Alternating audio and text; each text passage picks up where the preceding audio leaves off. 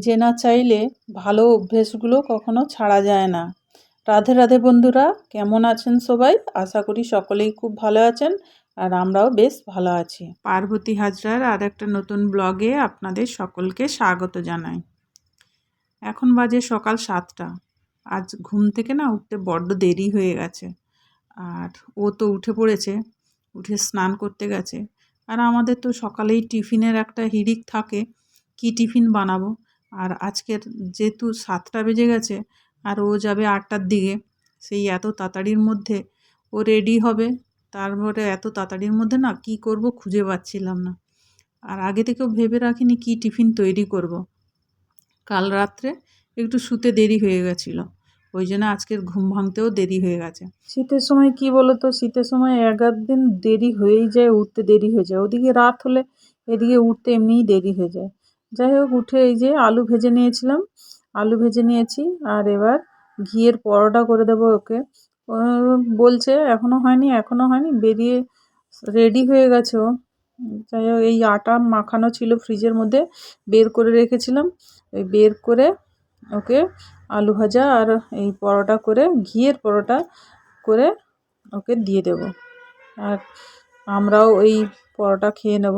আর মেয়েটা উঠে পড়েছে আগে, আর ও তো ভোরবেলা উঠে পড়েছে, উঠে ও ঘরে গিয়ে বসে আছে।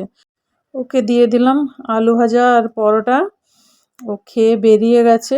ও খেয়ে বেরিয়ে যাওয়ার পর আমরা খাওয়া দাওয়া করলাম। আমি আর মেয়ে দুজনে মিলে বসে ও ঘরে খেয়ে নিয়েছি টিফিন। আর এবার চলে এসেছি এ ঘরটা ঝাড় মোছা করতে। আজকের কি মনে হচ্ছে একটু ঘরটা ঝেড়ে নিই, কারণ কদিন শরীর অসুস্থতার জন্য ঘর ফরগুলো ঝাড়াও হয়নি। আর বিছানার চাদর ফাদরও না 5-6 দিন, 7 দিন, 8 দিন মানে চাদরটা চেঞ্জও করা হয়নি। আর ওই জন্য ভাবলাম আজকের বিছানা ঝাড়বো না, একেবারে চাদরটা তুলে নেব। আর কি বলতো, সব সময় আমার অভ্যেস বলতে পারো, বিছানার চাদর যখন চেঞ্জ করি না একটু ঝুলটুলগুলো ঝেড়ে নিই। আর কদিন উবড়ি কদিন কি বলতো, ঝুলটুল কিচ্ছু ঝাড়া হয়নি ওই শরীরের অসুস্থতার জন্য। তারপরে ঠান্ডার কাজ করতে পারতাম না, হাত প্রচণ্ড হতো, কনকন করতো। তাই আজ ভাবলাম আজ শরীরটা তো একদম অনেকটাই ভালো আছে, আজকে একটু ঝুলটুলগুলো ঝেড়ে নিই। আর হালকা হালকা ভাবে না পড়ে গেছে, মাকড়সার জাল হয়েছে জানলা ফানলায়, মাকড়সার জাল হয়েছে। আর মেয়ে ও অত সব তো করে না, আর ও তো কলেজে চলে যায়। আর সবসময় ঘরে আমাকেই সব ঝাড়া মোছা পরিষ্কার করতে হয়। ওকে বলেছিলাম তোর বইয়ের তাকটা তুই গুছিয়ে দিবি তো, কালকে রাত্রে ওকে বলেছিলাম। আর সে ওই নিজের বইয়ের তাকটা গুছিয়ে নিয়েছে। এবার ওই জন্য আমি ভাবলাম ও যখন তাকটা পরিষ্কার করে দিয়েছে, আর আমি তাহলে ঝুলটুলগুলো পরিষ্কার করে দিই, কিছুটা কাজ তো এগিয়ে থাকবে। আর সেই জন্যে এই যে ঝুলটুলগুলো ঝেড়ে নিচ্ছি। এই যে ঝুল ঝাড়া, ঘর পরিষ্কার পরিপাটি গুছিয়ে রাখা, এই সব অভ্যেসগুলো কি বলতো, এই সব অভ্যেস হচ্ছে ভালো অভ্যেস। যাতে তুমিও পরিষ্কার থাকলে ঘর বাড়িও পরিষ্কার রইল, মন ভালো থাকবে। ঘরদোর পরিষ্কার থাকলে দেখবে মনও ভালো থাকবে। আর এই সমস্ত ভালো গুণগুলো আমরা নিজেরা না চাইলে ছাড়তে পারি না, কারণ যে যার একটা অভ্যেস ঘর পরিষ্কার রাখা। কারুর রান্না করতে ভালোবাসে, সে রান্না করতে থাকে, ভালো মন্দ রান্না করতে থাকে। তেমনি আমার একটা মানে এটা আমার অভ্যেস বলতে পারো, একটু ঘর ঝাড়া মোছা করা আর পরিষ্কার পরিচ্ছন্ন পরিপাটি রাখা। আর সবাই করে সেটা নয়, অনেকেই আছে শুধু রান্না বান্না করে, ঘরটুকু মুছে নেয়, ঝাড়মুছ দিয়ে দেয়, ব্যাস। আর মাসে একবার করে হয়তো ঝুলটুল ঝাড়ে, এরকম অনেকেই আছে। কিন্তু আমার ক্ষেত্রে একটু আলাদা, কারণ আমি সবসময় চেষ্টা করি সবসময় ঝাড়ে মুছে পরিষ্কার রাখতে, সব কিছু অল্প অল্প করে হোক আর যাই হোক না কেন, একটু পরিষ্কার পরিচ্ছন্ন রাখতেও ভালোবাসি আর পরিষ্কার পরিচ্ছন্ন থাকতেও ভালোবাসি। আর এটা হচ্ছে আমার একটা অভ্যেসই বলতে পারো। যাই হোক, এই যে খাটের এইগুলো না কদিন ধরে মোটামুটি মোছাও হয়নি, ঝাড়াও হয়নি। আর মেয়েও বলে গেছে, মা আমার বিছানার চাদরটা একটু তুললে ধুয়ে দিও। আর আমি বলছি তোকে ওসব চিন্তা করতে হবে না, আমি আমার করে দেবো। আর ও এই বিছানায় শুতো। আমাকে আগে বলতো, কিন্তু তখন শরীরটার জন্য না কাজ করতে হয় না। আর চাদর ফাদর তো আমাকেই সব কাচাকুচি করতে হবে। সেই জন্য ভাবলাম আজকে যখন চাদর তুলবো, ঘরের সব কিছু একটু ভালো করে পরিপাটি করে ঝেড়ে মুছে পরিষ্কার করে নিই। আর পরিষ্কার থাকলে না ঘরটাও ভালো, দেখতেও ভালো লাগে, আর নিজের মনটাও ঠিক ভালো থাকে। সে তুমি ভাঙা ঘরেই থাকো, আর কুঁড়ে ঘরে থাকো, আর প্রাসাদেই থাকো, ঘরদোর পরিষ্কার থাকলে তবে তোমার মন দেখবে অটোমেটিক একটা ভালো লাগবে। যাই হোক, এই সমস্ত অভ্যেসগুলো নিজে থেকে না চাইলে ছাড়া যায় না আর কি। এক সময় ছিল যখন আমরা এক জায়গায় থাকতাম, মানে আমার দেওর, যা, সবাই, মা বাবা সব একসঙ্গে যখন থাকতাম, তখন এই ঘরদোর ঝাড়া মোছার দায়িত্বটা আমারই থাকতো বেশি। কারণ আমি একটু পরিষ্কার পরিচ্ছন্ন থাকতাম, আর আমার শাশুড়িও খুব একটু মানে পরিষ্কার পরিচ্ছন্ন থাকতো। আর সেই জন্যে মা আর আমরা বেশি ঘর, ধর মা বলে দিত এটা করো, ওটা করো, সেটা করো, হ্যাঁ, আমিও সমস্ত ঘর পরিপাটি করে গুছিয়ে, সুন্দর করে গুছিয়ে রাখতাম। আর ঘরের সমস্ত জিনিসপত্র কোথায় রাখবো না থাকবে, সেগুলো আমি সব ঠিক করতাম। আর রান্না বান্না সে করতো, ছোট করতো রান্না বান্না। আর এমন নয় যে আমি রান্না বান্না করিনি, আমিও রান্না বান্না করতাম, তবে ঘর ঝাড়াঝাড়িটা সে অতটা করতো না, আমিই করতাম। আর ঘরের সমস্ত জিনিস কোথায় থাকতো, কি রাখা কোথায় আছে, সব কিছু আমিই জানতাম আর কি। আর যেহেতু বর্তমান বাবা মা আর নেই, আর এক জায়গায় তখন, এখন ছেলেমেয়েরা সব বড় হয়েছে, তোমরা তো দেখতেই পাচ্ছ এইরকমই দুটো রুম, এই রুমের মধ্যে সবাই থাকাটাও খুব অসুবিধার ব্যাপার হয়ে যায়। সেই জন্য আমরা এখানে শিফট হয়েছি। আর এখানে থেকে তবু আমরা যাতায়াত করি। আমরা যে একেবারে যে অন্য জায়গায় চলে গেছি বা কোনো কিছু, সেরকম কিছু না, পাশে পাশেই আছি, আর আমরা যাতায়াত করি। তবে মা বাবা এদের আমরা অনেকটাই মিস করি। আমরা আলোচনা করি অনেক সময়, যেহেতু আমরা যখন এক জায়গায় থাকতাম তখন খুব আনন্দে কাটতো সব সময়। ওই জন্যে সেই সব দিনগুলো অনেক সময় মনেও পড়ে যায়। যাই হোক, এই যে ঘর ঝাঁট দিয়ে দিচ্ছি, আর ঘরের সমস্ত কাজগুলো আস্তে আস্তে করে করে নিচ্ছি। কারণ একসঙ্গে দুটো রুম যদি ঝাড়তে যাই, অনেকটাই লেট হয়ে যাবে, অনেকটাই দেরি হয়ে যাবে।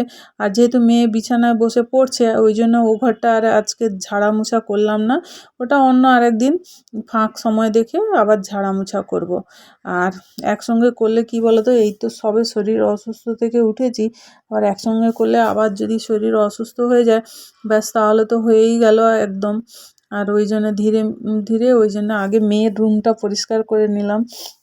আর আমাকে দেখে দেখে আমার মেয়েও সবসময়, সবসময় পরিষ্কার পরিচ্ছন্ন জায়গায় থাকতে ভালোবাসে, আর পরিষ্কার পরিচ্ছন্ন থাকেও ভীষণ। আর ও আমাকে দেখে সবসময় এটা করতে আছে, ও সবসময় বলে মা সারাক্ষণ খালি কাজ করতে থাকে।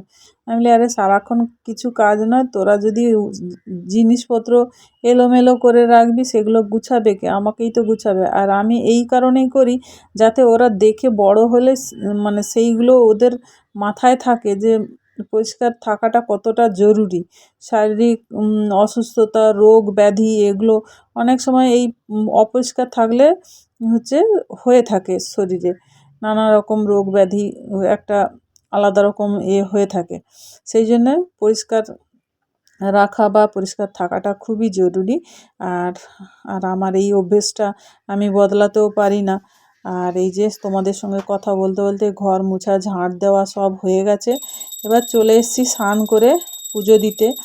আর এই যে কদিন পুজো দেবো করে করে তো পুজো দিতে পারিনি, মেয়েই দিত সব সময়, ওই জল বাতাসা একটু দিয়ে দিতে ঠাকুরকে, দিয়ে চলে যেত কলেজে। আর ওই জন্যে ঠিক মতো পুজোও দেওয়া হয়নি। আর সেই জন্যে আজ ভালোভাবে স্নান ফান করে একটু পরিষ্কার পরিচ্ছন্ন হয়ে এবারে এই যে পুজো দিয়ে নিলাম। এবার রান্নাঘরের দিকে যাব। আর রান্না কি করব সেটা হাজব্যান্ডকে ফোন করে জানতে হয় ও কী খেতে ভালোবাসে বা ও কী খাবে, সেইগুলো আগে থেকে ওর কাছ থেকে সমস্ত জানতে হয়, জেনে তারপরে রান্না বসাই। কারণ আমি তো আর আমি যা রান্না হয় আমি খেয়ে নিই, তাতে আমার কোনো সমস্যা হয় না, সমস্যাটা মেয়েকে আর নিজের হাজব্যান্ডকে নিয়ে হয় আর কি। এই যে সমস্ত ঠাকুরকে পুজো দেওয়া হয়ে গেছে, দিয়ে চলে এসেছি এবার রান্নাঘরে ভাত বসিয়ে দিয়েছি। আর এই যে একদিকে ভাত বসিয়ে দিয়েছি আর অন্যদিকে মিলেটস হচ্ছে। আর এই যে 3 পিস মাছ দেওর দিয়ে গেল একটু আগে, মাছগুলো ধুয়ে টুয়ে সব পরিষ্কার করে রেখে দিয়েছি। আর ভাতটা হয়ে গেছে আর মিলেটসটাও হয়ে গেছে। এবারে ভাত আর মিলেটসটা নামিয়ে নিয়েছি। আর আজকের করব হচ্ছে তোমার ওই ভেটকি মাছের ঝাল করব আর একটু বাঁধাকপির চচ্চড়ি করব। আর বলেছিল মেয়ে বলেছিল মা ভেটকি মাছের একটু টক ঝাল করো, টক ঝাল করলে আমার খেতে ভালো লাগে। যাই হোক আমি বললাম তোর বাবা বলছে একরকম আর তুই বলছিস একরকম, আমি তাই মাছের ঝাল করব। আর এই যে বাঁধাকপির চচ্চড়ি করছি, আগে পেঁয়াজ আর লঙ্কা দিয়ে একটু ভেজে নিয়েছি, তারপর আদা দিয়ে দিয়েছি, দিয়ে একটু নাড়াচাড়া করে নিয়ে হলুদ গুঁড়ো, জিরে গুঁড়ো, লঙ্কার গুঁড়ো একটু দিয়ে নেড়েচেড়ে কষিয়ে নিয়েছি মশলাটা। তারপরে এই বাঁধাকপিগুলো দিয়ে দিলাম, দিয়ে নেড়ে চেড়ে নিয়ে লবণ দিয়ে দিয়েছি বাঁধাকপির মধ্যে, লবণ দিয়ে এবার নেড়ে চেড়ে নেব, নেড়ে চেড়ে নিয়ে তারপরে ঢাকা দিয়ে দেবো, একটু সামান্য চিনি দিয়ে দেবো। আর আমাদের তো চিনি খায় না, আমাদের বাতাসা আছে, সেই জন্য সামান্য পরিমাণে একটু একটা বাতাসা দিয়ে দেবো, দিয়ে তারপরে নেড়েচেড়ে নিয়ে ঢাকা দিয়ে দেবো। আর কি বলতো, আমাদের বাঁধাকপিটা এইভাবেই খায়, অনেক সময় খুব তাড়াহুড়ো থাকলে প্রেসারে সিদ্ধ করে নিই বাঁধাকপিটা, এইভাবে বাঁধাকপিটা আমাদের রান্না করে খায়। আর এদিকে হচ্ছে মাছের ঝাল হচ্ছে। বন্ধুরা যদি আমার ভিডিওগুলো ভালো লেগে থাকে তাহলে আর লাইক কমেন্ট ও শেয়ার করে দিও। আর আমার চ্যানেলে নতুন হলে চ্যানেলটিকে সাবস্ক্রাইব করে পাশে থাকার অনুরোধ রইল। আর এই যে বাঁধাকপিটা হয়ে গেছে, আর এর মধ্যে দিয়ে দিলাম সামান্য পরিমাণে গরম মশলা দিয়ে নেড়ে চেড়ে নিয়ে এবার বাঁধাকপিটা নামিয়ে নেব। আর এদিকে মাছের ঝালটাও না হয়ে গেছে। আর এই যে মাছের ঝাল নামিয়ে নিয়েছি, হয়ে গেছে। এদিকে বাঁধাকপির তরকারি, আলু সিদ্ধ করেছি, আলু মাখা করব বলে পেঁয়াজ লঙ্কা ভেজে নিয়েছি। আর 1 পিস মাছ রেখে দিয়েছি, কর্তা এলে তাকে ভেজে দেবো গরম গরম। খাওয়া দাওয়া শেষ করে চলে এসেছি বিকালবেলা ছাদে। আর এই যে দেখো বেলাবেলি ছাদে চলে আসতে হয়, এখন 3টে 3:30 বাজে। আর ছাদে এসে এই জামা কাপড়গুলো তুলে নিচ্ছি, নাহলে কি বলো তো, যত সন্ধ্যা হয়ে যাবে না একেবারে ঠান্ডা হয়ে যাবে, যেন ভেজা ভেজা জামা কাপড়, ওই জন্য ঠান্ডা হয়ে যাবে বলে একটু না তাড়াতাড়ি চলে এসেছি ছাদে জামা কাপড়গুলো, তো ওই জন্য তাড়াতাড়ি করে তুলে নিচ্ছি। জামা কাপড় সব তোলা হয়ে গেছে, এবার নিচে চলে যাব। তাহলে বন্ধুরা আজ এই পর্যন্ত, দেখা হচ্ছে অন্য একটা ব্লগে। ভালো লাগলে লাইক কমেন্ট শেয়ার করে দিও, আর আমার চ্যানেলটিকে সাবস্ক্রাইব করে পাশে থাকার অনুরোধ রইল। ভালো থাকবেন, সুস্থ থাকবেন।